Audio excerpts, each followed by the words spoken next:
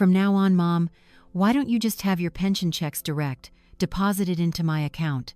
My son said that to me, in a tone as casual as if he were talking about the weather. But what he didn't know was that a lie, buried for 30 long years, was about to claw its way out of its grave, and it would burn everything to the ground. I'm Sarah Johnson, a 72-year-old retired nurse from Columbus, Ohio, and this is the story of how I had to fight my own son to get back not just my money, but the truth of my life. If my story touches your heart, I'd be so grateful if you'd pass it along to the other strong women you know. I'd love to hear from you in the comments below. Tell me your story, or just leave a word of encouragement, because none of us should have to fight our battles alone. It all started on a Thursday afternoon, right here in my kitchen. It was a typical October afternoon in Columbus, Ohio, when the maple leaves outside the window were turning shades of amber and crimson, signaling that fall was upon us once again. The air had a chill to it, but my kitchen was warm, filled with the scent of freshly brewed coffee and the oatmeal cookies I'd just pulled from the oven. The sun slanted through the window, casting long stripes of light across the oak floors, worn smooth over the years. I've always loved this kitchen.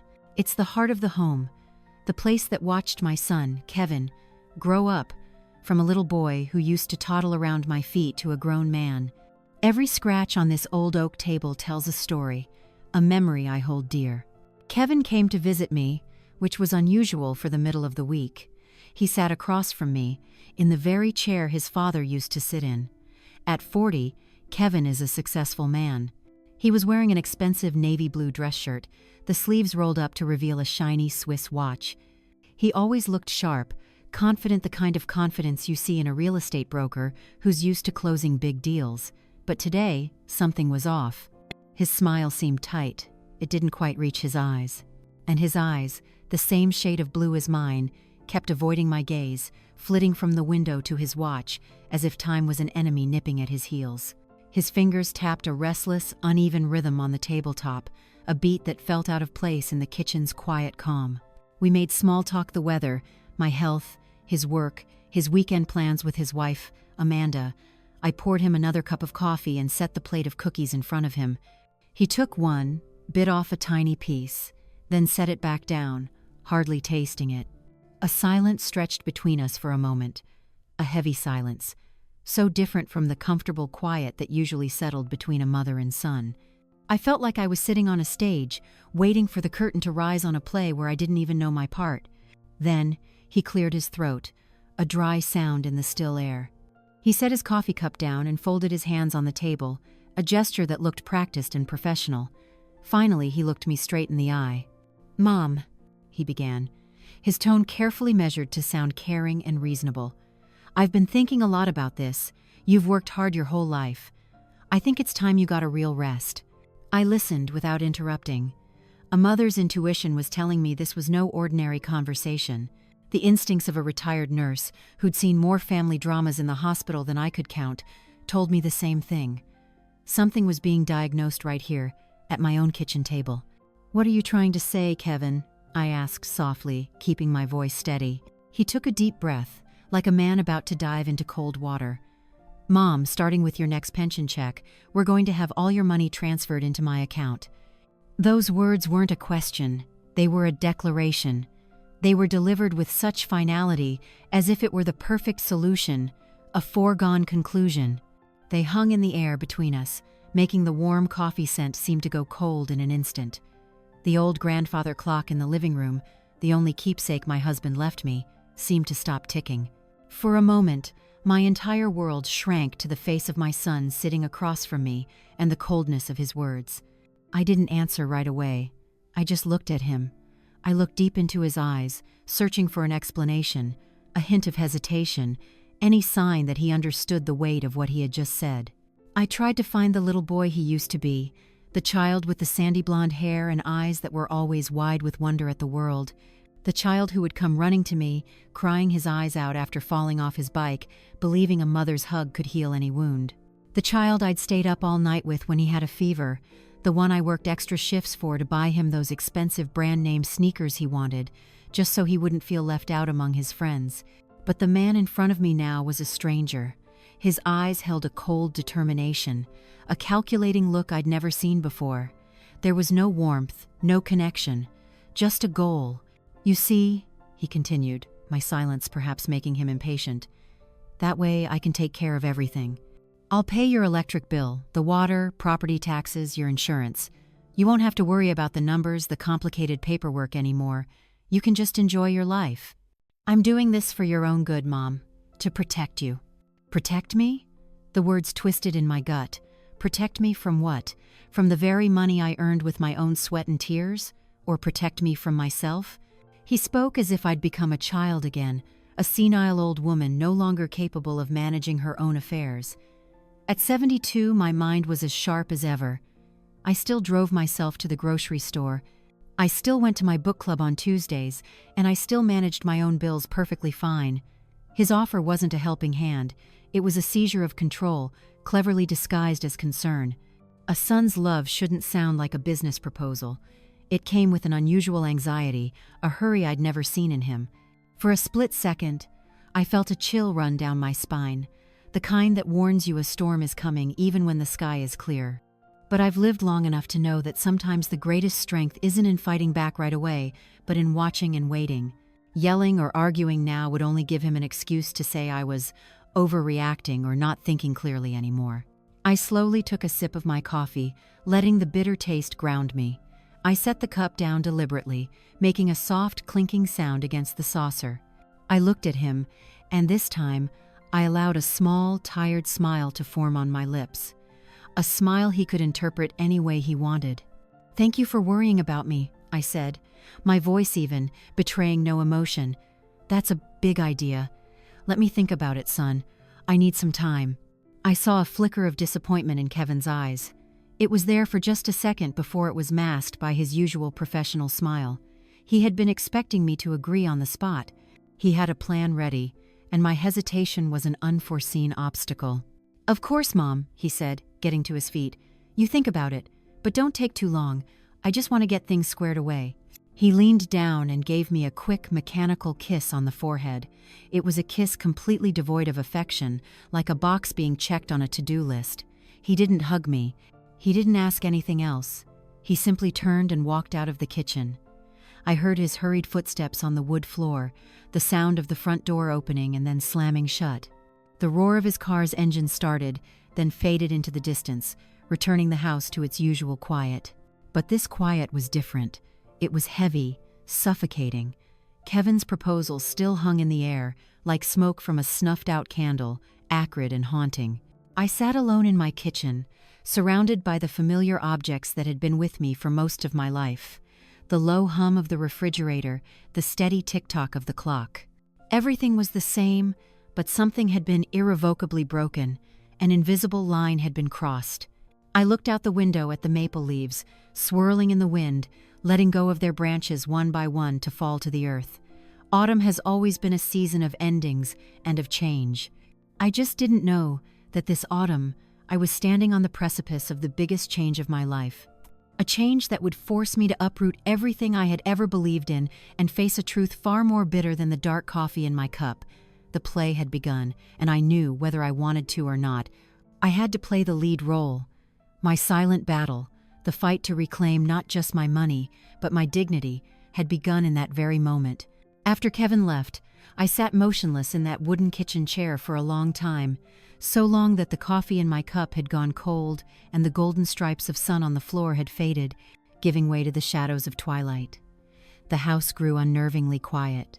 The grandfather clock in the living room, that familiar sound that had been my companion for 30 years, now sounded like a hammer striking my chest, every tick-tock a question without an answer. Once the sound of stability, of a home, it was now measuring the passage of time and the erosion of trust. Kevin's proposal, or rather, his declaration, replayed in my head. "We're going to have all your money transferred into my account." The way he used the word "we," as if it were a mutual decision, an obvious agreement. The way he spoke of protecting me, as if I were a piece of delicate, precious china to be locked away in a glass cabinet, no longer useful, only for display.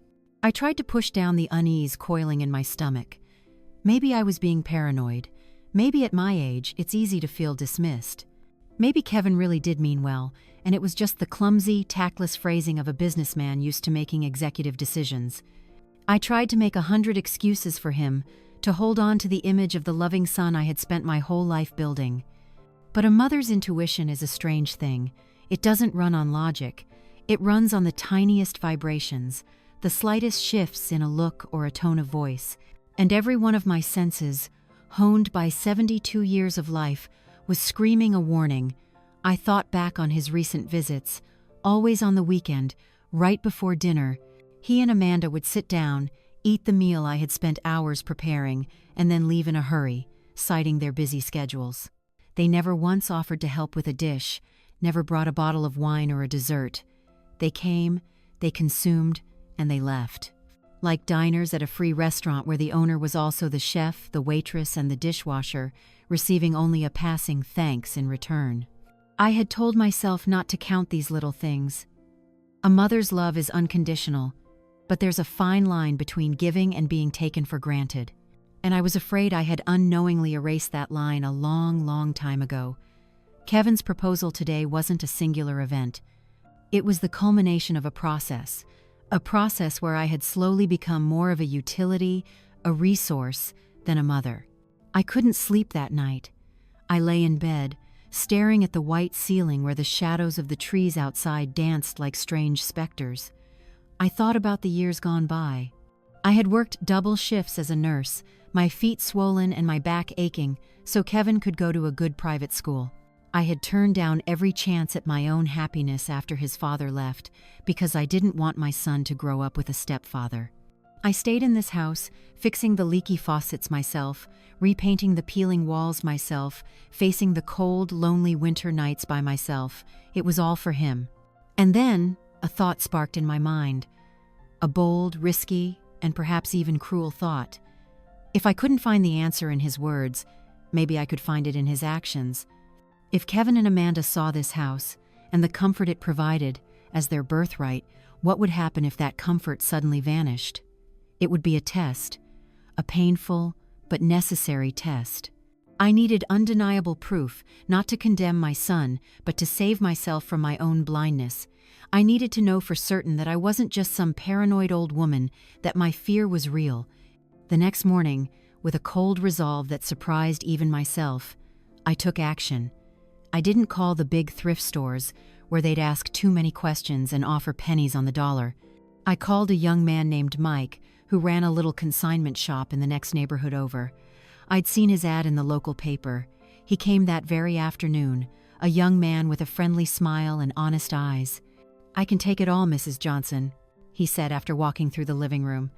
"This sofa is in great shape. This cherry wood bookcase is the real deal, and the flat-screen TV, it's practically new." "Sell it all," I said, my voice steady. "I want this room empty. Just leave that armchair." I pointed to the old, faded floral armchair where I sat to read every evening. That was my world, and it wasn't for sale. Mike looked at me with surprise, and maybe a little concern. "Are you sure, ma'am? Are you moving?" "No," I replied. "I'm just decluttering my life." He didn't ask any more questions. We settled on a price. It wasn't a huge amount, just enough to give me a cash cushion, but my goal wasn't the money. 2 days later, Mike and 2 of his helpers arrived with a big truck. I sat in my armchair, watching in silence as they began to work. One by one, the silent witnesses to my life were moved from their familiar places. First went the beige sofa, where Kevin had spent hours playing video games as a teenager, where we had watched countless Christmas movies together. Next went the coffee table, where he used to sprawl out with his comic books, and where I placed mugs of ginger tea for him whenever he had a cold. Then, the bookcase, filled with the novels I had collected my whole life, books that had taken me to faraway lands, medical texts that had helped me save lives. With every piece that went through the door, it felt like a piece of my memory was being ripped out and hauled away. The acoustics in the house changed. Their footsteps echoed starkly on the bare wood floors. The space felt bigger, colder, and the walls seemed to stand further apart. When the big flat-screen TV, the gift Kevin and Amanda had bought for Mom last Thanksgiving, but was really for them to watch whenever they visited, was carried out, I felt a strange sense of relief. That flashy modern thing had always looked out of place in my old house. Its absence felt like taking off a mask. Finally, the truck pulled away. Mike left me with an envelope of cash and a good luck. I closed the door. I stood in the middle of my empty living room.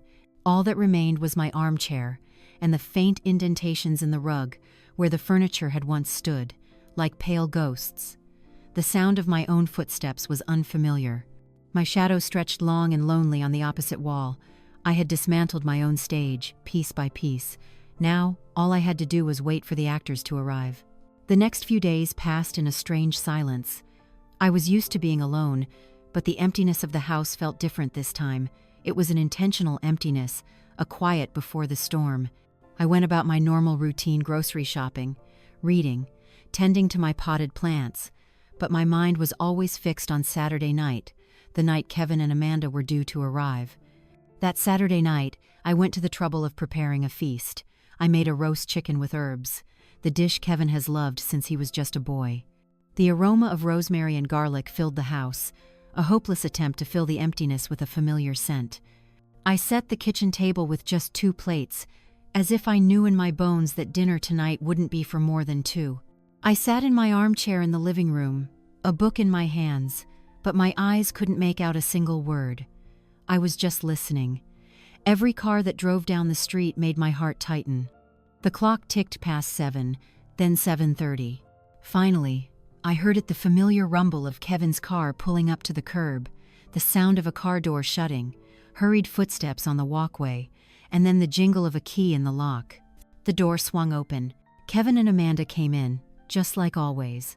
Amanda first, a designer handbag on her arm, her face a mask of perfect makeup. Kevin followed, shrugging off his expensive coat.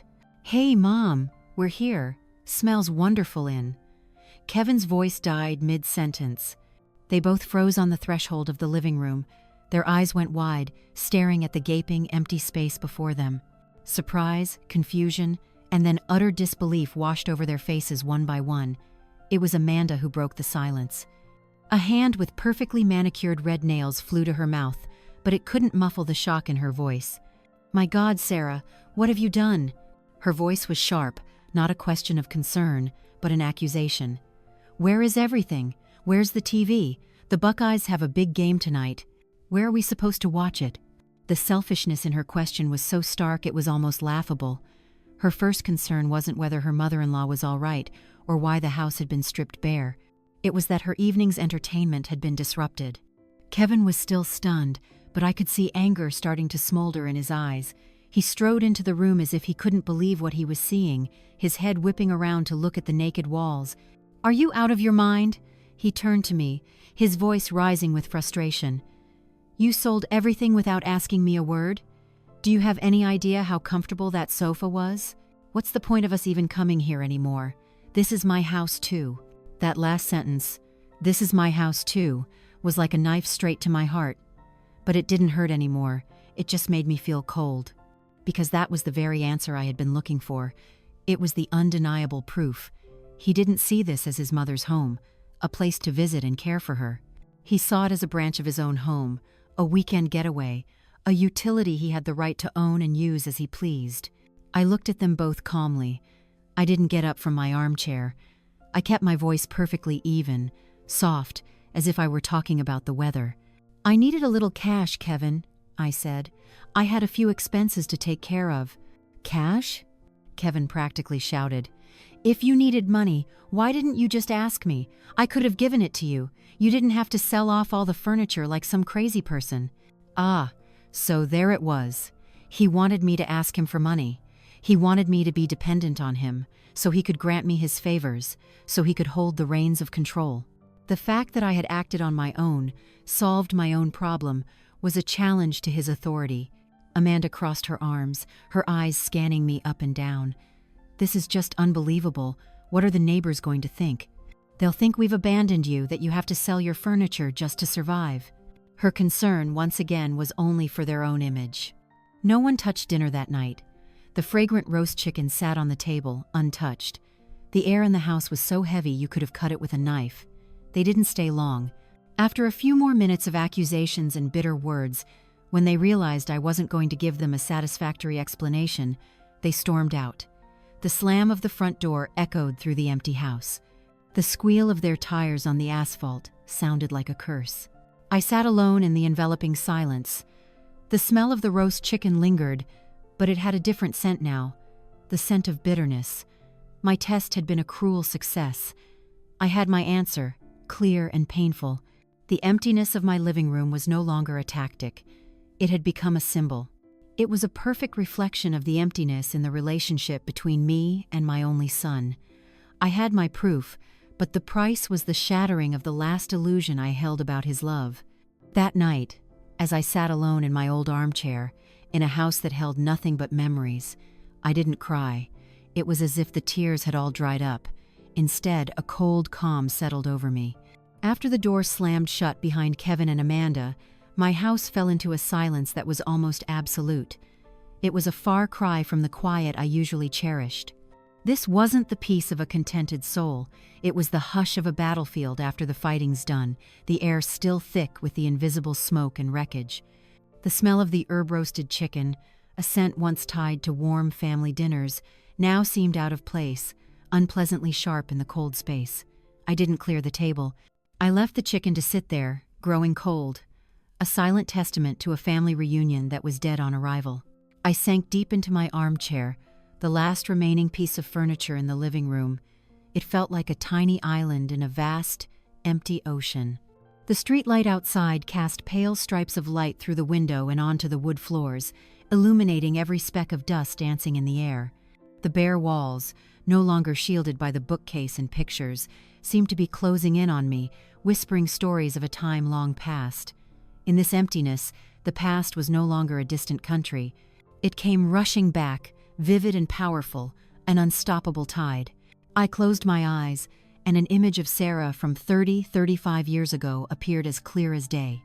A younger woman, thinner, the lines not yet so deep around her eyes, but a nameless exhaustion always weighing them down. I saw myself in my white nurse's uniform, faded to a dishwater gray after countless washings. I saw myself coming home at 3 a.m. after a double shift at Riverside Hospital. The Columbus sky was pitch black and cold, and the city was fast asleep. There was just me, trudging down the empty street, my feet swollen and my back screaming in protest. When I got home, I wouldn't dare turn on the main lights. I'd tiptoe into the kitchen and eat a piece of dry bread left over from breakfast, because every single penny had to be saved for rent and for Kevin's milk. I would sit alone in the dark, listening to the sound of his steady breathing from the next room, and that was the only thing that kept me going. I remembered the nights Kevin had fevers from his ear infections. He would wail and wail from the pain. I would hold him in my arms, pacing the small room, humming the same lullabies my own mother used to sing to me. I'd press my cheek against his burning forehead, feeling every shudder of his little body, and my heart would feel like it was being squeezed in a vice. I'd stay up all night, applying cool cloths, giving him his medicine, and praying. The next morning, exhausted, I would still have to drop him off with a neighbor and hurry to the hospital, plastering on a professional smile to care for other people's families, hiding my own worry and fatigue deep inside. Sacrifice. I didn't think of it as sacrifice back then. It was instinct. It was love. It was just what a single mother had to do. My husband, Richard, had left when Kevin was just 2. He left a short note on the kitchen table saying he wasn't ready to be a father and needed to find himself. He didn't leave money, he didn't leave a proper apology, just a gaping hole and the weight of a broken family on my shoulders. I didn't fall apart or waste time on bitterness. I just rolled up my sleeves and got on with it, got on with the fight. I worked 2 jobs for 15 years straight, a nurse at the hospital during the day, and at night I cleaned a law office downtown. I slept maybe 4 or 5 hours a night. Friends told me I should find another man, someone to lean on, but I refused. I was scared. I was scared a stepfather wouldn't love Kevin. I was scared of more complications, more hurt. I told myself my love would be enough for the both of us. I tried to hide how hard things were, thinking that was the best way to protect Kevin's childhood. I never complained about being tired. I never told him about the bills piling up. When he'd ask for an expensive toy, I'd say, "Let's see," and then I'd quietly pick up a few extra hours. When he wanted to go on a school camping trip, I'd borrow money from a coworker to pay the fee. I wanted his world to be full, to be safe. I wanted him to believe his mother was a superhero who could do anything. But maybe that was my biggest mistake. My silence, my secrecy, it planted a different kind of seed in him. He didn't see my night shifts. He just saw a mother who always came home exhausted. He didn't know about the debts I carried. He just saw a mother who always looked grim when the mail came. He couldn't understand my loneliness. He just felt a mother who was becoming more distant, who laughed less and less. And then he started asking about his father. The innocent questions at first, "Where's my daddy?" slowly became persistent and challenging as he hit his teenage years. "Why did he leave? Was it something you did?" I never knew how to answer. What could I say? That your father was a coward who abandoned us to chase his own freedom? I was afraid that telling him that truth would hurt him, that it would destroy the last flickering image of a father in his mind. So, I dodged the questions. "It's complicated, honey," I would say. "You'll understand when you're older." My evasiveness created a vacuum, and Kevin filled that vacuum with his own conclusions. Maybe he decided it was my fault.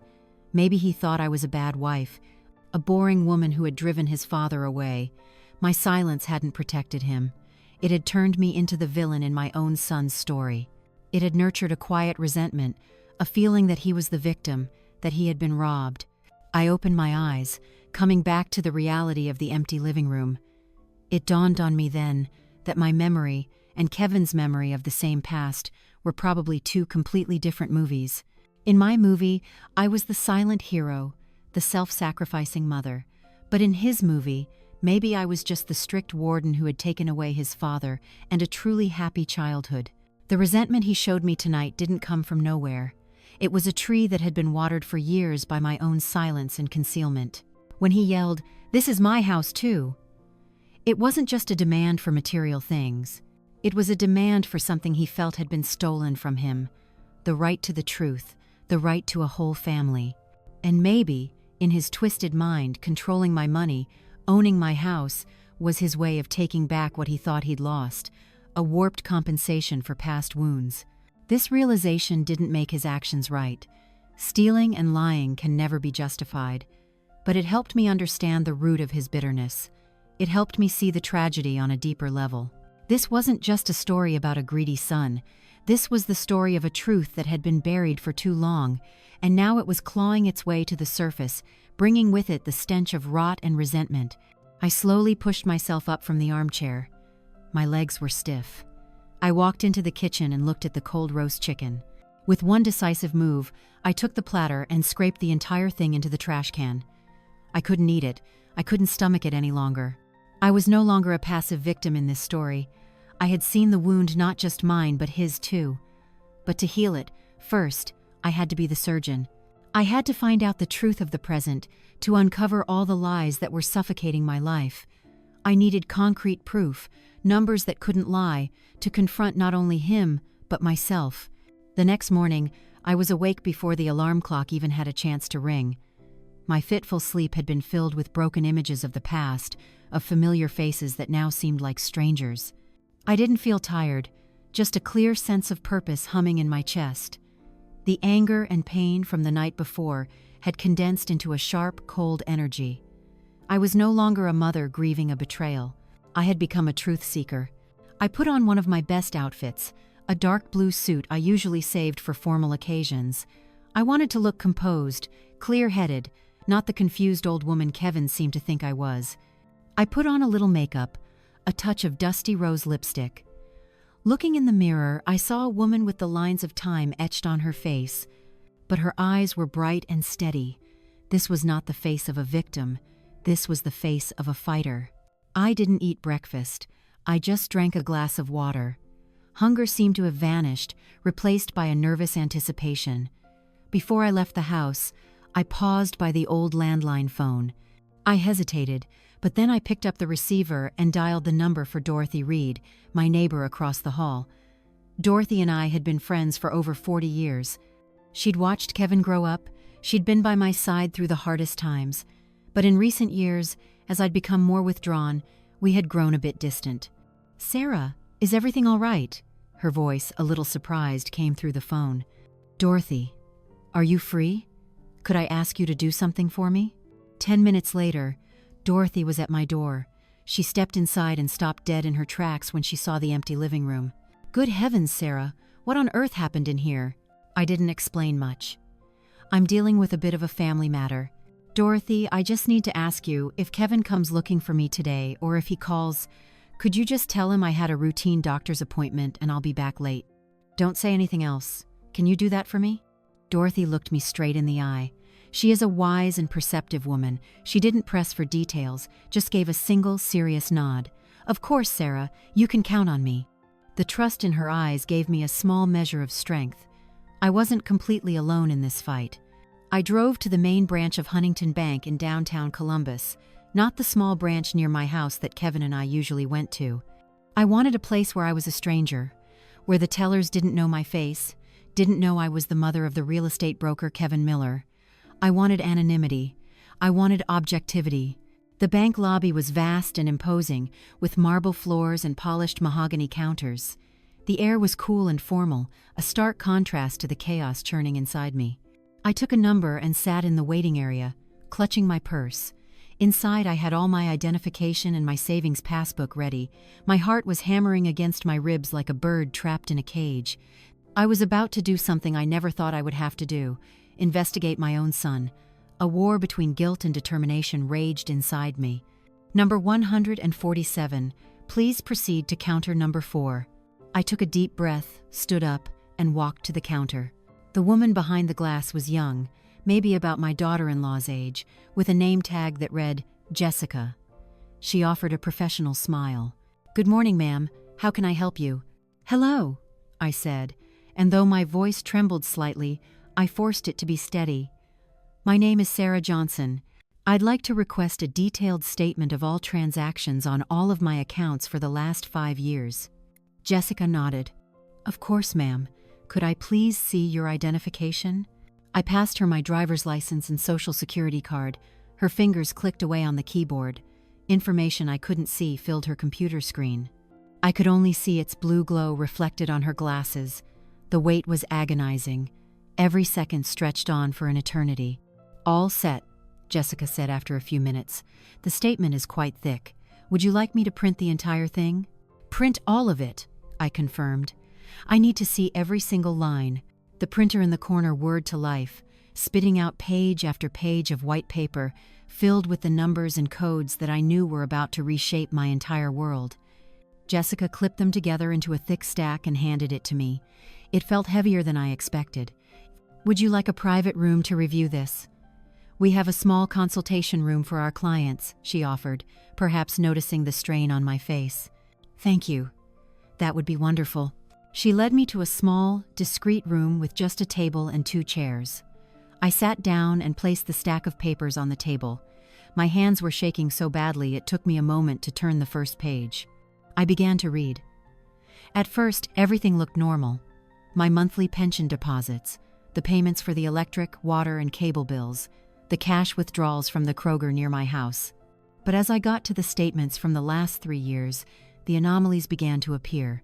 First, there were the small, repeated cash withdrawals.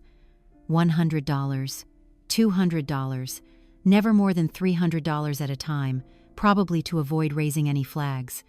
But they occurred almost every week, and the withdrawal locations weren't in my neighborhood. They were all from ATMs on Broad Street, right near the upscale real estate office where Kevin worked. The total, I calculated quickly in my head, was already in the thousands of dollars. My heart clenched. This wasn't a mistake. This was systematic, deliberate. I kept turning the pages, and then I saw it, a transaction that made me hold my breath. 2 years ago, on a day in June, a personal loan for $15,000 had been taken out. The borrower's name was Sarah Johnson. The application was submitted online, and the entire amount had been disbursed, transferred directly to another bank account under the name KM Enterprises. KM Enterprises. Kevin Miller. The room suddenly felt suffocating.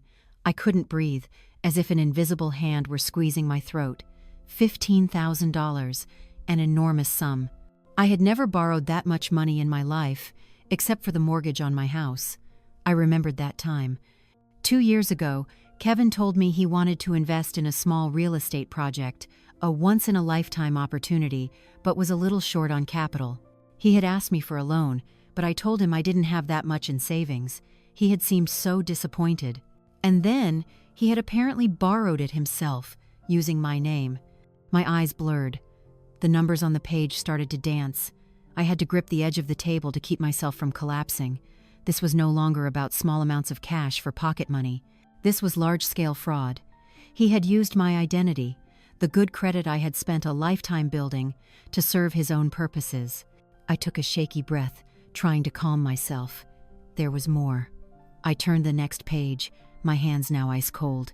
I found the section for my savings account, the one I almost never touched, where I kept my emergency fund.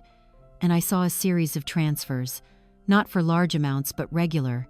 $500 here, $1,000 there, all transferred to the same account, KM Enterprises.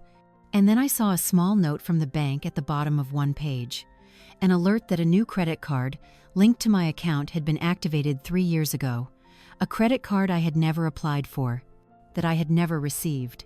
It must have been mailed to my address, and Kevin must have intercepted it before I ever saw it. I closed the stack of papers. I couldn't read anymore. The feeling inside me was no longer sadness or anger. It was a terrifying emptiness, the feeling of being completely gutted. The son I loved, the son I had sacrificed everything for, hadn't just taken advantage of me. He had turned me into a tool for his financial schemes. He had looked at his own mother and seen nothing more than a social security number, a good credit score, and a bank account to drain. I sat in that small room for a long time, just trying to breathe. The world outside carried on. I could hear the murmur of voices, the ringing of phones, the clicking of cash-counting machines. But my world had just shattered into a million pieces.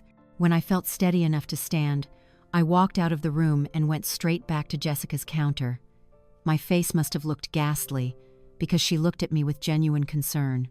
"Mrs. Johnson, are you all right?" "I'm fine," I said, and I was surprised at how calm my voice sounded.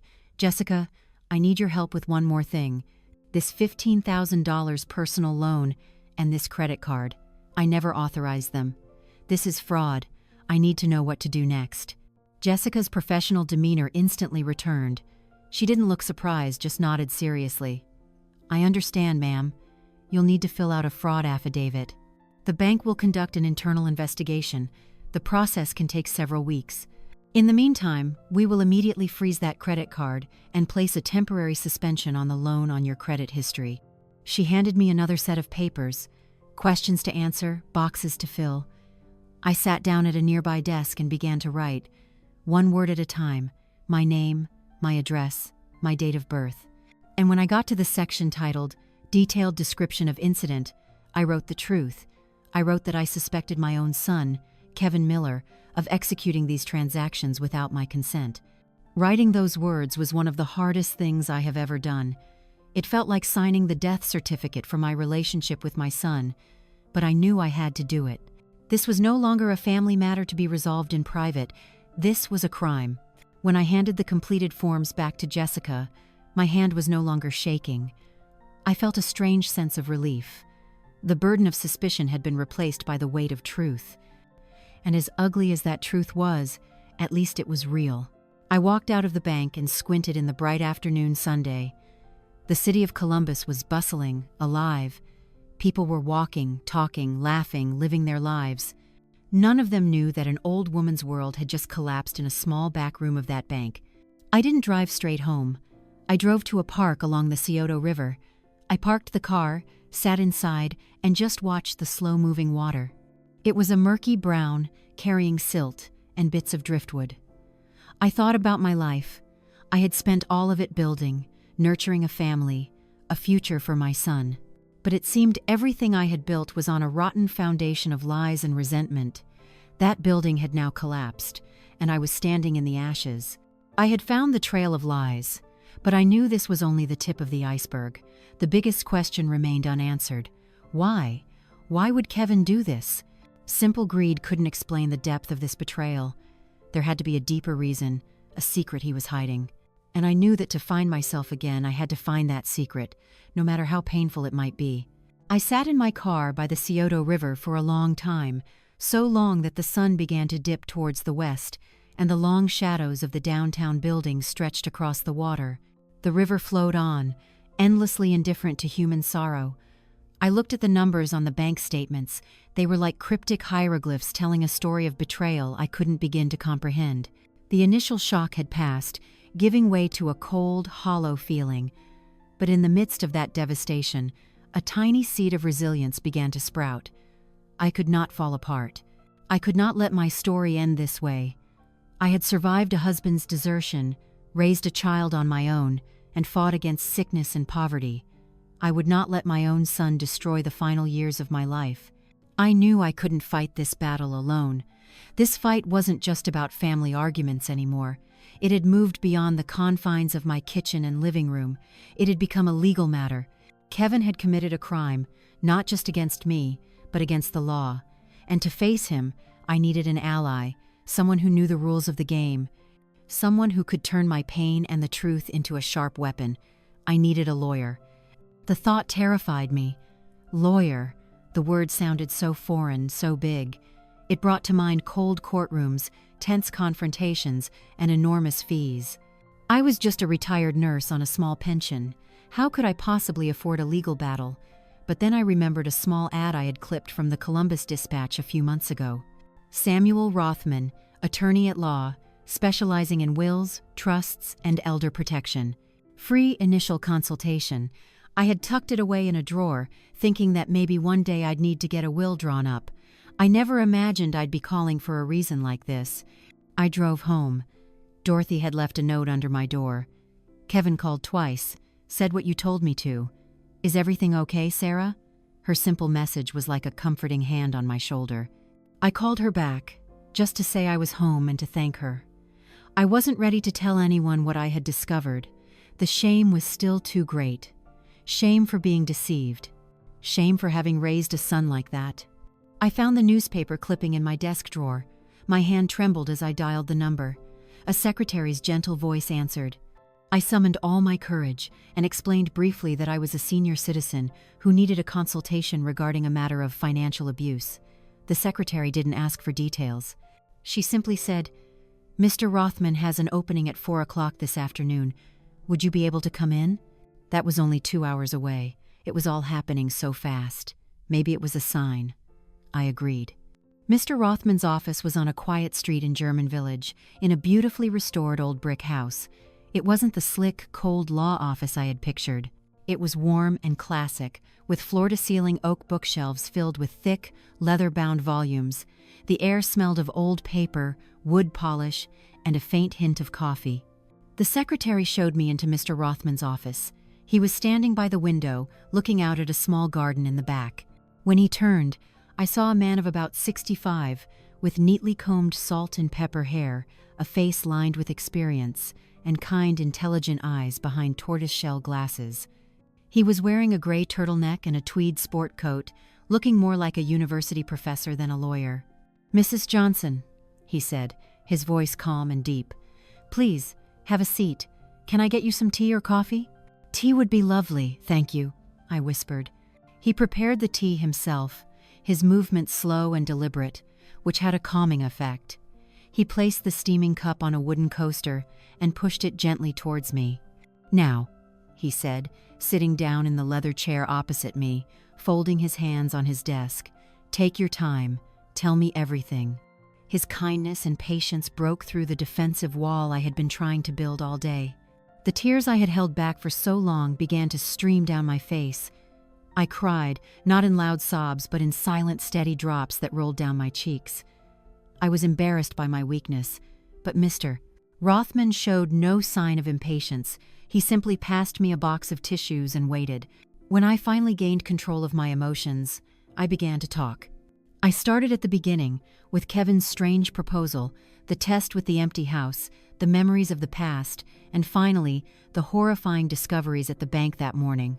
I laid the stack of bank statements on the desk between us. I spoke without stopping, as if I feared I would lose my nerve if I paused. Mr. Rothman listened with intense focus, He didn't interrupt, just nodded occasionally and made notes in a leather-bound notebook. His eyes never left my face, his gaze full of concentration and empathy. When I finished my story, I felt exhausted, as if I had finally unburdened myself of a weight I had been carrying for far too long. He was silent for a moment, his eyes on the stack of papers. He flipped through a few pages, his sharp gaze scanning the columns of numbers. "Mrs. Johnson," he said finally, his voice still calm but now laced with an unmistakable gravity. "First of all, I want you to know that you have nothing to be ashamed of. This happens far more often than you can imagine, even in the best of families. The abuser is almost always the person the victim loves and trusts the most." His words were like a balm to my soul. He wasn't judging me. He wasn't blaming me for being too trusting. He was normalizing my pain, and in doing so, he made it easier to bear. "Secondly," he continued, "what you're describing isn't just a family matter or a bad son borrowing money. As I mentioned on the phone, this is elder financial abuse. And based on the evidence you have right here," he tapped the statements, "this is a very clear, systematic case. It involves theft, bank fraud, and identity theft. These are serious criminal offenses." Hearing the words, criminal offenses, spoken so clinically, sent a shiver down my spine. A part of me still didn't want to believe my son was a criminal. So what do I do now?" I asked, my voice cracking. Mr. Rothman leaned forward. "We have 4 main steps now. Step 1, and the most important, protect yourself and what's left. First thing tomorrow, you need to go to the bank, close all your existing accounts, and open new ones at a completely different bank. You need to change all your passwords and PINs. You also need to contact the 3 major credit bureaus, Equifax, Experian, and TransUnion, and place a fraud alert or a credit freeze on your file.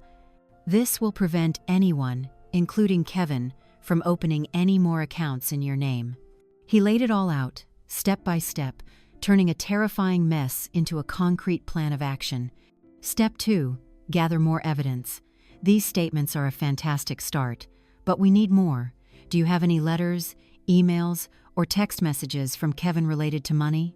Anything at all could be helpful. I shook my head. He always talks to me in person. I understand. Step 3, confrontation, but strategically. You must not confront Kevin on your own without preparation. He will deny everything, manipulate you, and call you confused. It's the classic playbook. Instead, we will draft a formal demand letter. This letter will state the evidence we have and demand that he return the full amount he has stolen within a specific time frame. It will be sent via certified mail, so we have proof that he received it. And step 4, he paused, looking me directly in the eye, is to decide how far you want to take this. After he receives the letter, he might panic and agree to pay, or he might ignore it. If he ignores it, we have 2 options.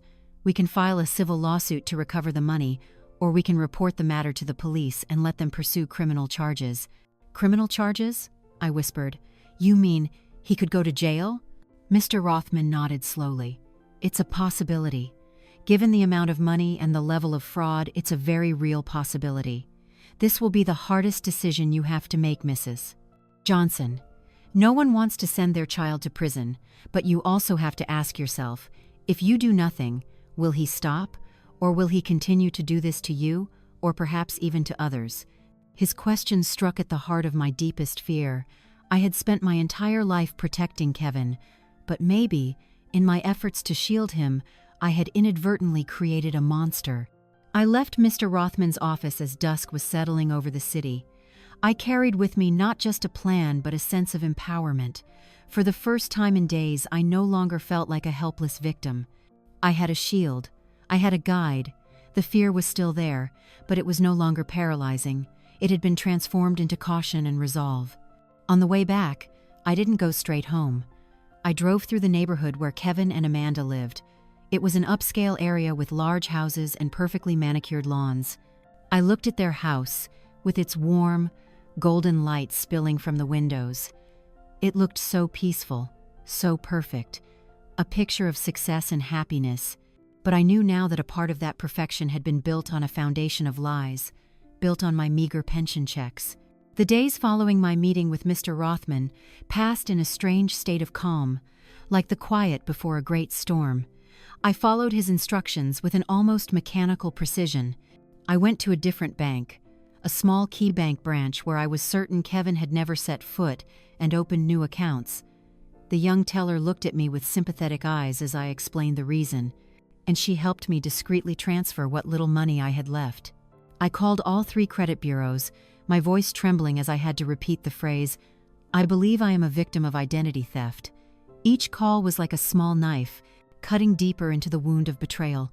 I froze my credit, an act that felt like building a fortress wall around my crumbling financial life. All the while, Kevin called incessantly. The old landline phone would ring with a jarring, urgent shrillness that sounded like a desperate cry. My voicemail box quickly filled with his messages. At first, his tone was one of feigned concern. "Mom, I can't reach you. Are you okay? Call me back." Then it shifted to annoyance. "Mom, why aren't you picking up? I need to talk to you about something important." And finally, to anger, bordering on a threat. "Fine, if you want to play this silent game, have it your way." I didn't listen to a single message. I just deleted them. Each ring, each deleted message, was an assertion of my newfound independence.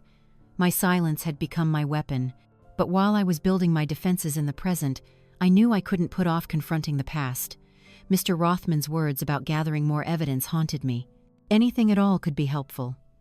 I didn't have emails or texts, but I had an entire house full of memories, of silent objects that had witnessed everything. I knew I had to search, even if I wasn't sure what I was looking for. It was a Thursday night, nearly a week after that fateful meeting with Mr. Rothman. Outside, a cold rain began to fall, tapping against the window panes with a mournful rhythm. I didn't turn on the TV or the radio. I needed absolute silence to hear the whispers of the past. I started in my small home office, digging through desk drawers that were stuck from years of disuse. I found only old bills, faded birthday cards, and photos of Kevin as a boy. Nothing out of the ordinary. Then I went up to the attic. The place was like a forgotten museum of my life. The air was thick with the smell of dust and old wood. The light from a single bare bulb cast eerie shadows from the stacked cardboard boxes and old furniture draped in white cloths. I began to open the boxes, one by one. Kevin's baby clothes, tiny and soft. His scribbled drawings from elementary school. His high school yearbooks. Each item was a piece of a happy story, a story that now seemed to belong to someone else, to a different life. The pain welled up again, but I pushed it down. I wasn't here to reminisce. I was here to find a hidden truth. After nearly 2 hours, I had almost given up. There was only one last corner, under an old bed frame my mother had left me. I got down on the cold wooden floor, my old back protesting with a sharp twinge. I shone my phone's flashlight under the bed, and then I saw it. An old, rectangular tin box, rusted at the corners. It wasn't large, just big enough to hold letters or important documents. I didn't remember ever owning it. Perhaps it had belonged to Richard, my ex-husband. I pulled it out. It was covered in a thick layer of dust. The latch was rusted but not locked. It took all my strength to pry the warped lid open. It came free with a dry, cracking sound that echoed in the attic's silence. The first thing I saw was a bundle of letters, tied together with a faded blue ribbon. The handwriting on the envelopes was faint, but I recognized it. It was Richard's. My heart began to pound. I had never seen these letters. He must have left them in this box before he disappeared. With trembling hands, I untied the ribbon. The top letter was postmarked from Atlantic City. I unfolded it. It wasn't a love letter. It was a collections notice from Caesar's Palace Casino. "Dear Mr. Richard Miller," it read, "this is to inform you that your debt of $5,000 is past due. If payment is not received within 30 days, we will be forced to pursue professional collection measures." I was stunned. Richard had never told me he gambled.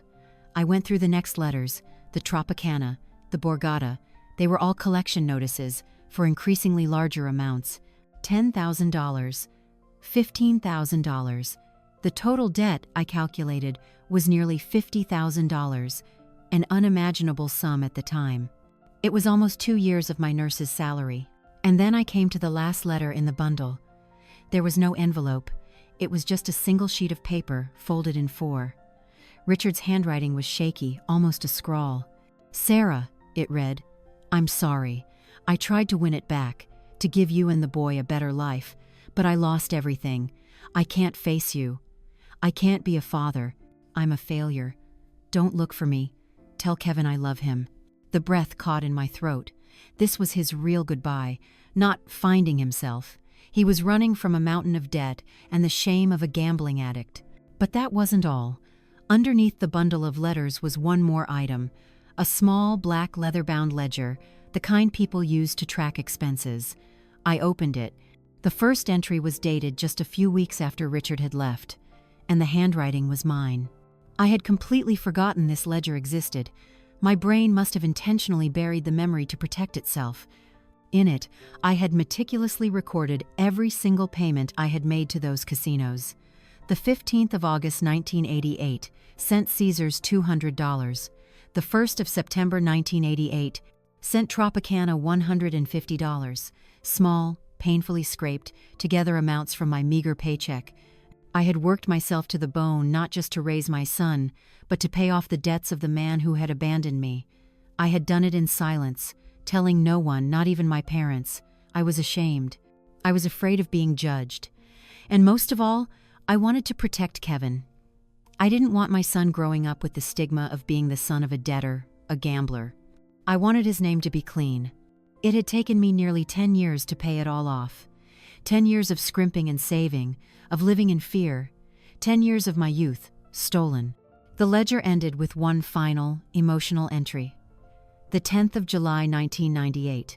Paid in full. Thank God. It is finished. I sat on the cold attic floor. The tin box opened beside me. The rain outside seemed to be weeping for me. My entire life, my entire sacrifice, was now cast in a completely different light. I wasn't just a single mother. I was a cleaner, a fixer, the one who paid for other people's mistakes. And then, another horrifying truth, like a bolt of lightning, struck my mind, connecting all the pieces. Kevin's accusation. "You stole the $50,000 from Dad's insurance policy that he left for me. He told me before he left." $50,000. The number was almost the exact total of the debt Richard had left behind. Oh dear Lord, Richard hadn't just left. Before he left, he had planted a poisonous lie in the mind of his young teenage son. He had painted himself as a generous, thwarted father, and had painted me as a thief, the evil mother who had stolen her son's inheritance. He had done it to absolve himself, to leave his son with a false, heroic memory of him, and in the process, he had planted a ticking time bomb in the very heart of the family he was abandoning. And that bomb, after 30 years, had finally exploded. Kevin's resentment wasn't just for a distant mother, it was the resentment for a thief. His greed wasn't just greed. In his poisoned mind, it was an act of justice. He wasn't stealing my money, he was taking back what he believed was rightfully his. I sat there, among the ghosts of my past, a wave of nausea washing over me. I had buried this truth, thinking I was protecting my son, but I was wrong. I had protected a lie, and that lie, like a cancer, had grown silently for years, eating away at my son's love, twisting it into hatred, and finally, driving him to commit a crime. My greatest mistake wasn't sacrificing too much. My greatest mistake was my silence. I clutched the tin box to my chest. It was cold and heavy, just like the burden I had carried for 30 years, but it was no longer a shameful secret. It was now my proof. It was now my weapon. The night's rain had washed the Columbus sky clean. The next morning, the air was crisp and cool with the unique clarity of autumn. But inside me, the storm had not yet passed. I hadn't slept a second. I sat in my armchair in the living room, the old tin box in my lap, reading and rereading Richard's letters and the entries in my own ledger. Every word, every number, was a cut into my memory, reopening wounds I thought had healed. But this time, the pain didn't break me. It forged my will, transforming a mother's softness into a judge's steel. I had the truth, a raw, ugly truth, but it was mine. It was an indictment of my ex-husband, an explanation for my son's actions, and a verdict on my own misguided silence. I knew I couldn't keep it to myself any longer. This secret had poisoned my family for far too long. It was time for the antidote, no matter how painful the process might be. I called Mr. Rothman at 9 o'clock. I told him about the box, the letters, the gambling debts, and Richard's poisonous lie. There was a long pause on the other end of the line after I finished. "Mrs. Johnson," he said finally, his voice holding an undisguised note of admiration, "you are a much stronger woman than you know. This is everything. This isn't just mitigating evidence. This is the motive. It explains the entire situation. It changes the whole game." "So what do I do now, Mr. Rothman?" I asked. "Are you ready to face him?" I took a deep breath. "I was ready 30 years ago, I just didn't know it. I know it now." "Good," he said. "Then let him come to you. Don't call him. Let your silence and the frozen accounts force his hand. When he comes, don't argue. Don't yell. Just show him the truth. The truth has a power all its own." I did as he said. I waited. This time, the waiting wasn't filled with anxiety, but with the stillness of a hunter in a blind. I didn't prepare food. I didn't make coffee. I simply placed the now clean tin box on the small coffee table, the only piece of furniture other than my armchair. The box sat there, silent, but radiating a tangible weight. I didn't have to wait long. Around 3 in the afternoon, the tires of Kevin's black BMW screeched to a halt in front of my house. He didn't park carefully, as he usually did. He nearly drove up onto the curb. The car door was slammed with a fury. His footsteps pounded up the walkway. He didn't use his key. He hammered on the door, hard, rapid blows. "Mom, open the door. I know you're in there. We need to talk." I rose slowly and went to the door. I felt no fear. Strangely, I was perfectly calm. When the door opened, I saw a Kevin I had never seen before. His usually perfect hair was a mess. His expensive shirt was wrinkled. His face was flushed, his eyes wide with a mixture of rage and what looked like panic. He had gotten the notice about his frozen accounts. His plan had been stopped in its tracks. "What the hell are you doing?" he roared, storming into the house without waiting for an invitation. "Why did you lock the accounts? Are you trying to ruin me?" He paced the empty living room like a caged animal. I quietly closed the door and returned to my armchair. I said nothing. I just watched him. "Answer me," he screamed, whirling around to face me. "Why are you treating me like a criminal after everything you owe me?" And then he said it. The words I had been waiting for, the words that had been his truth for 30 long years. "You stole the $50,000 from Dad's insurance policy that he left for me. You think I don't know? He told me before he left. He said you'd never give it to me, that you'd keep it for yourself. And he was right. You've been living high on the hog with that money my whole life, while I had to scratch and claw for everything myself." The accusations poured out of him like a flood, full of bitterness and resentment. He truly believed it. The lie had become part of his bones, part of who he was. He wasn't just a greedy man. He was a man who believed he was a warrior for justice. I listened to it all, without interruption, without defense. I let him pour out all the years of pent-up resentment.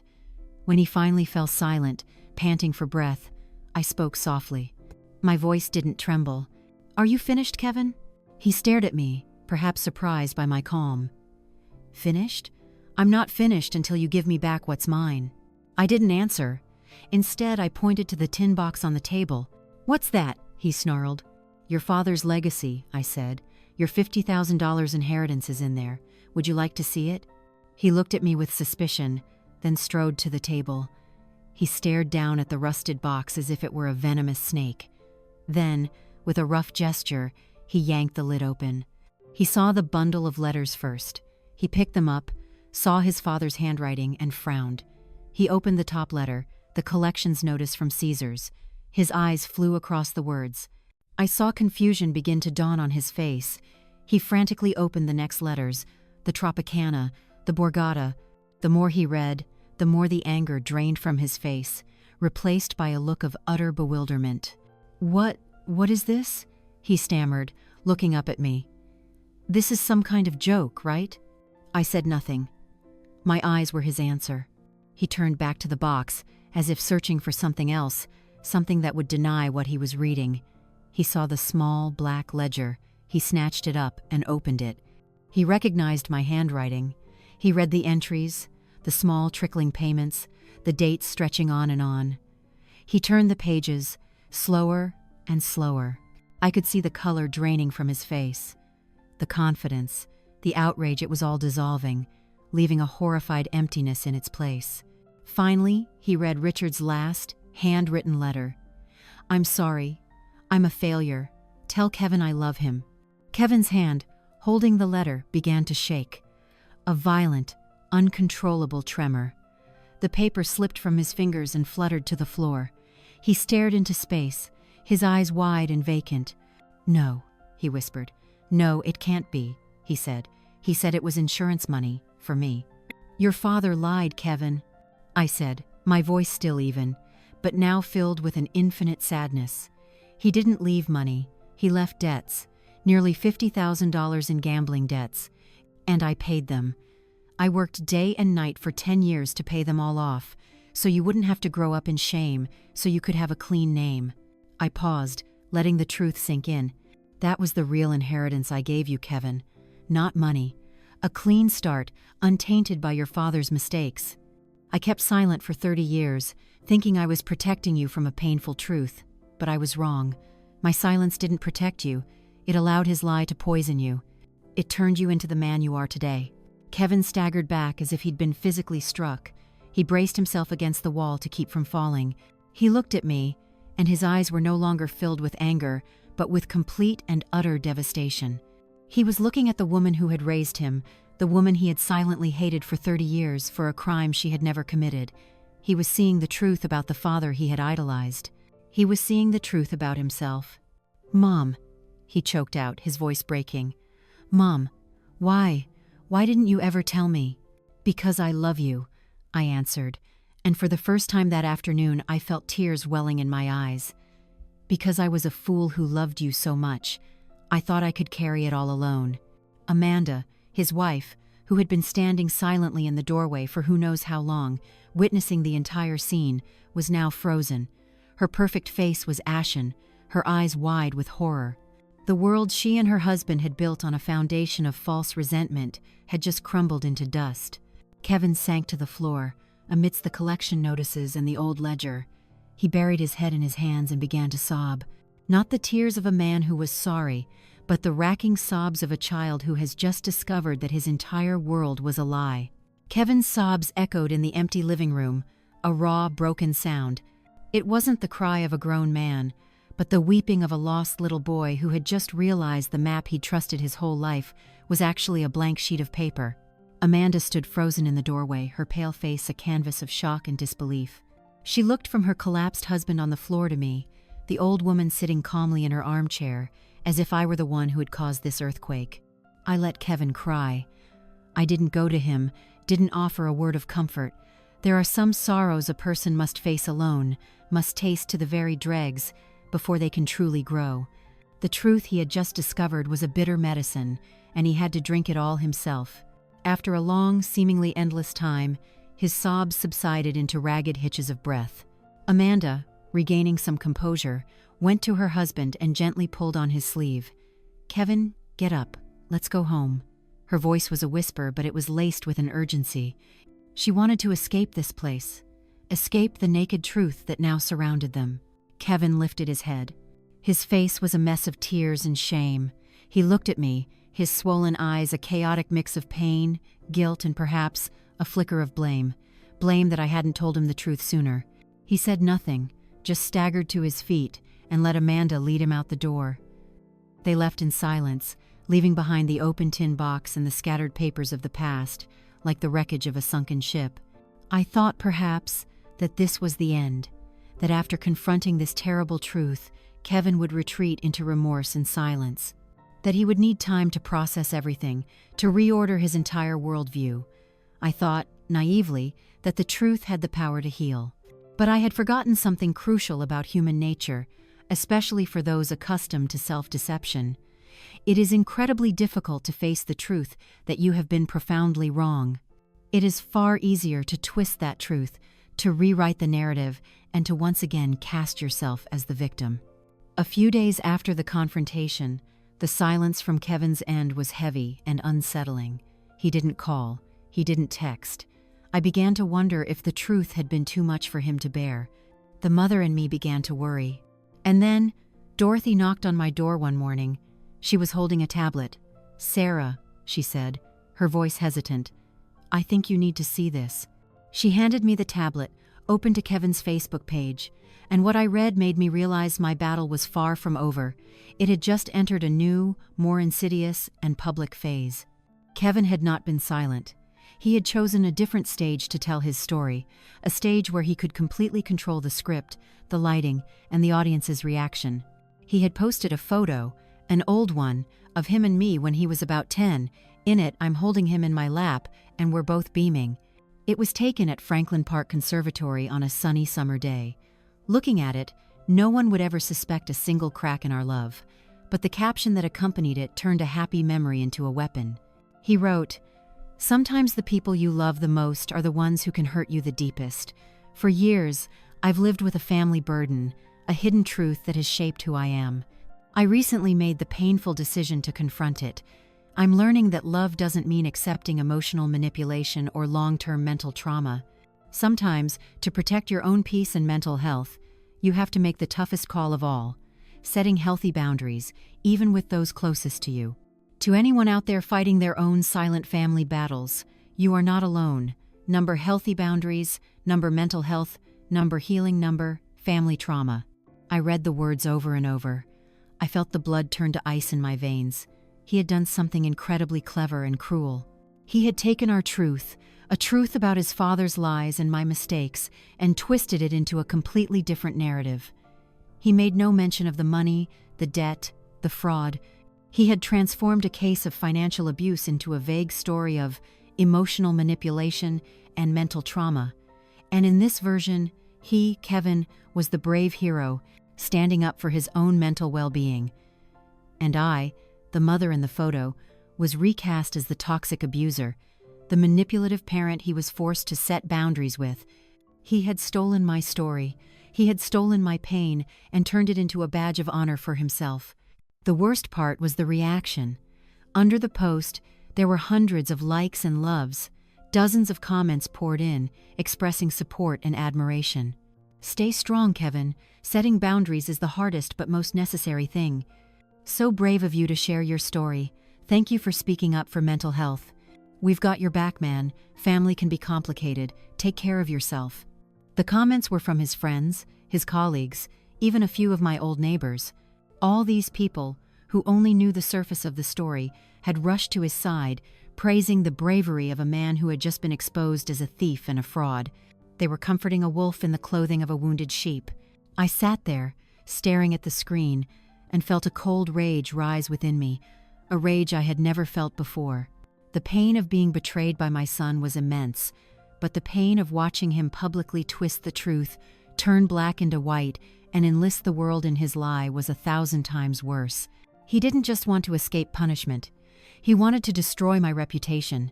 He wanted to make sure that if I ever spoke up, no one would believe me.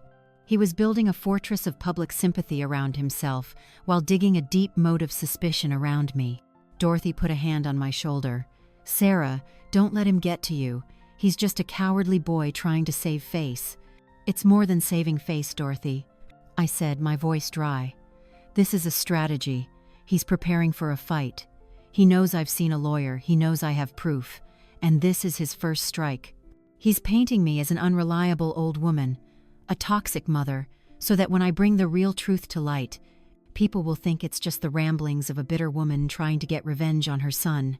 In the days that followed, Kevin continued his performance. He posted pictures from the gym with captions about self-care. He posted inspirational quotes about forgiveness and moving on.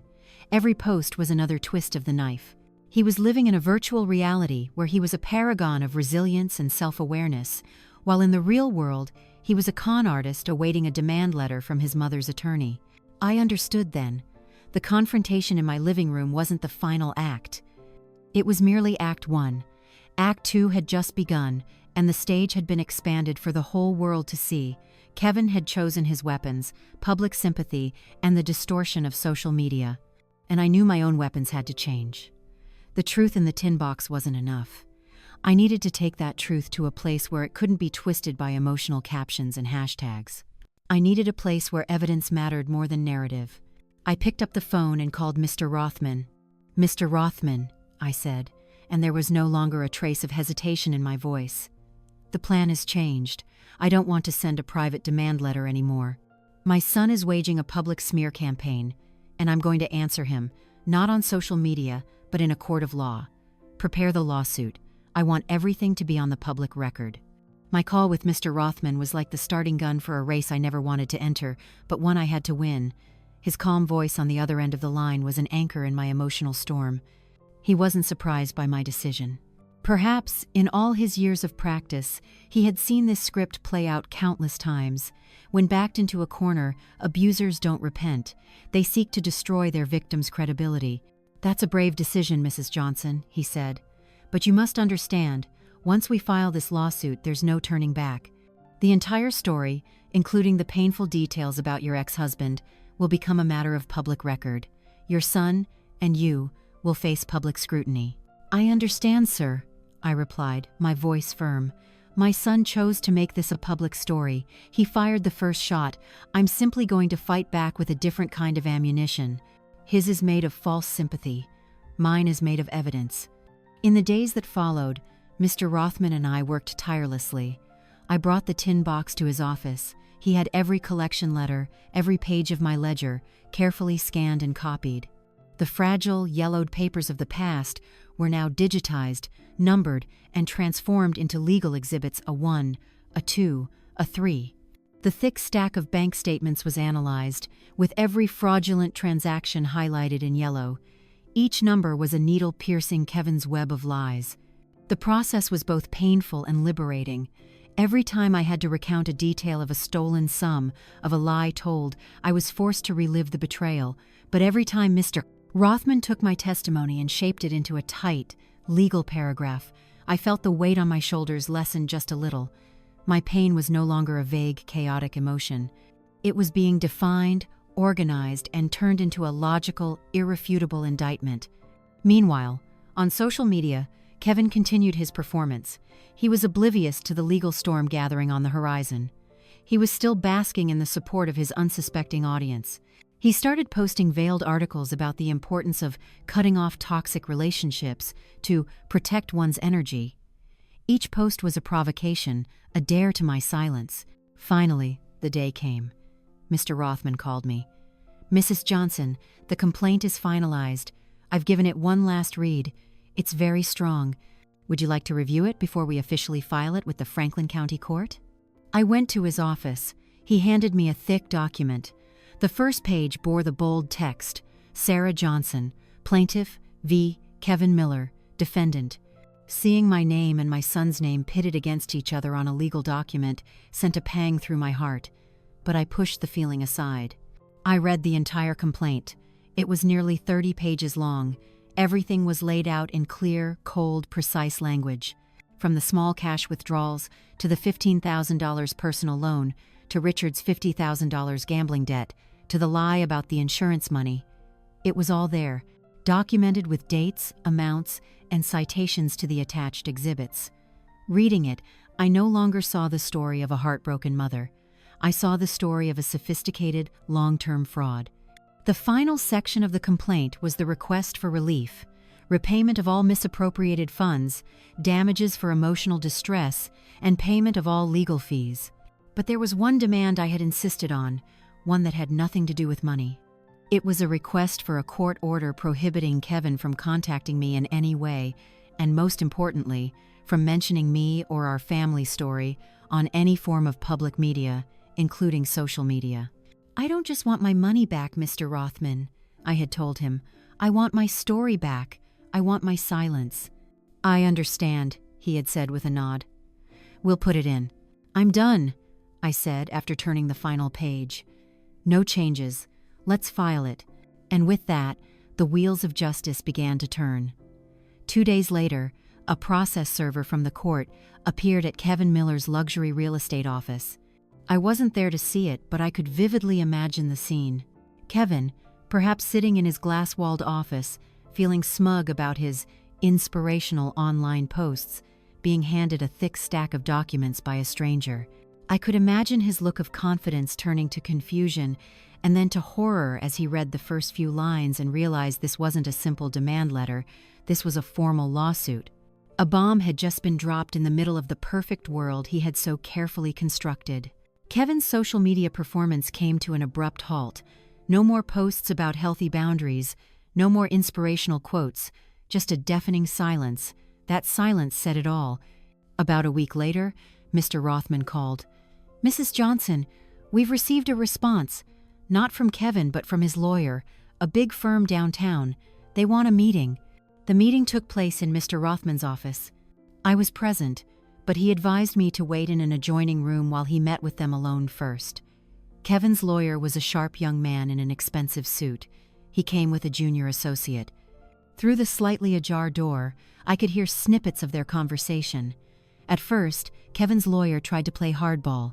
He said the accusations were baseless, that his client was merely trying to help an elderly mother showing signs of cognitive decline. He even hinted at a countersuit for defamation.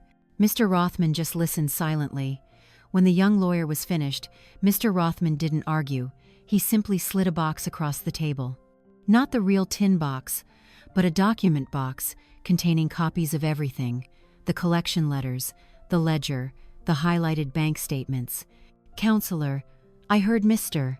Rothman say, his voice as calm as ever, before you continue with your cognitive decline theory, I suggest you and your client take a close look at our exhibits A through Z. Pay special attention to the letters from the Atlantic City casinos and the ledger detailing my client's 10 years of debt repayment. Then we can talk again about who is suffering from cognitive decline here." There was a long silence in the room. I could hear the rustle of papers being turned, then an even heavier silence. Half an hour later, the two lawyers emerged. Their confident expressions were gone, replaced by a grave, almost shocked look. They didn't look at me as they hurried out of the office. Mr. Rothman came into the room where I was waiting, a small, discreet smile playing on his lips. "I believe they've gotten the message, ma'am." The next call from Kevin's lawyer came just 2 days later. The tone had changed completely. There were no more threats, just cold, hard pragmatism. They wanted to negotiate. They wanted to settle out of court. They wanted to know our number.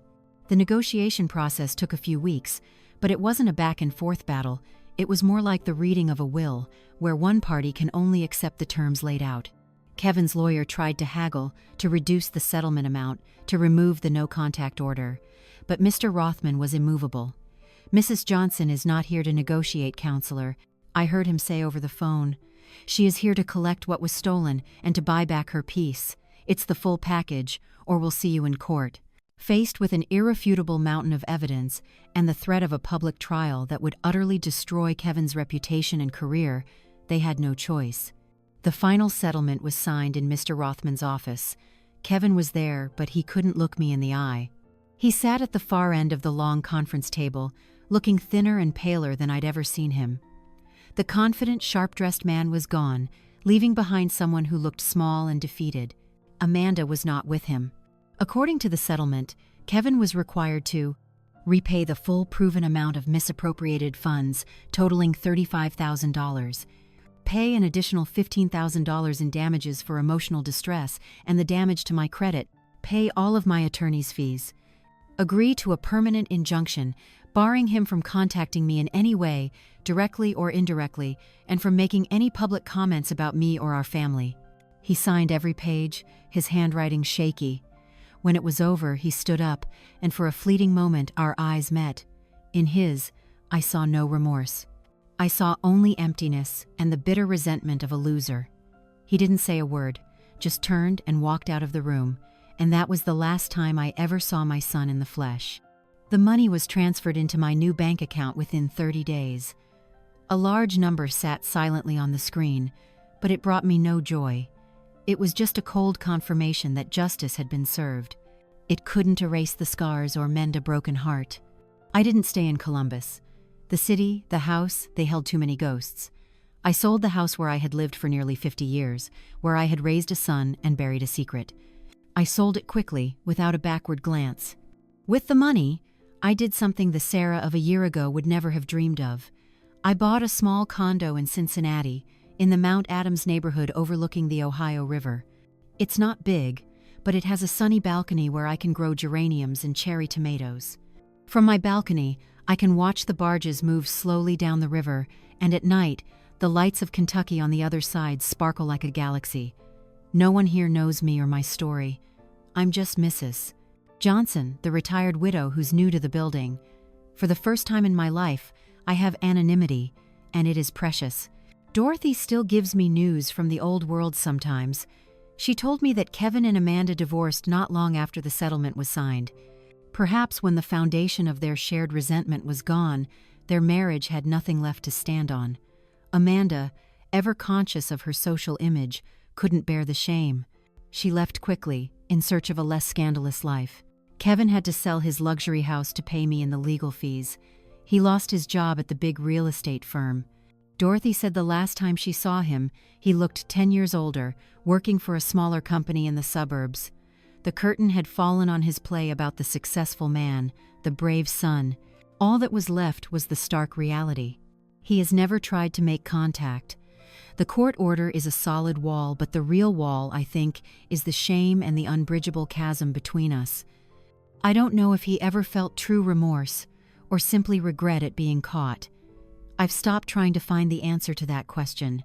His story is no longer mine to worry about. I don't hate him. It's a strange thing to say, but it's the truth. Hate requires too much energy, an emotional connection I no longer wish to maintain. I just feel a profound sadness, a pity for a soul so poisoned by a lie that he lost all sense of right and wrong. I have forgiven him, not because he deserves it, but because I deserve to be free from the burden of resentment. Sitting here on my balcony, watching the vibrant red geraniums bloom in the sun, I've learned a few things at the age of 73. I've learned that silence sometimes is not golden. It can be a poison. I was silent for 30 years, thinking I was protecting my son from a painful truth. But my silence didn't protect him. It created a prison of lies that held us both captive. If I could go back, I would tell him the truth about his father from the very beginning. The truth might have hurt him then, but it would have set him free. I've also learned that a mother's love, while unconditional, cannot be blind. Love does not mean accepting disrespect and exploitation. Setting boundaries isn't selfish, it's self-respect.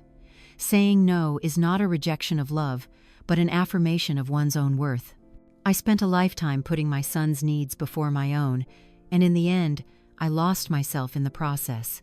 And the final lesson, perhaps the most important, it is never too late to rewrite your own story. I thought my life was set, that my role was simply to be a mother, a sacrificer. But even at 72, in the ashes of one life, I found the strength to pick up the pen and write a new chapter. A chapter of truth, of justice, and of freedom. The sweetest revenge, I've realized, is not watching someone else suffer. It's finding your own peace. I lost a son, a relationship I spent my life building. That is a loss for which there is no compensation. But in return, I found Sarah again. I found my dignity, my independence, and my voice.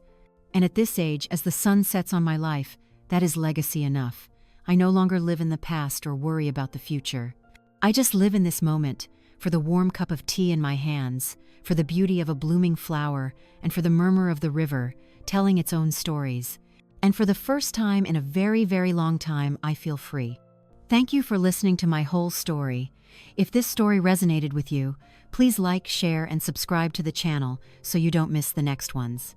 And don't forget to leave a comment below with your perspective, your point of view, or your own story, so we can all connect and share with each other.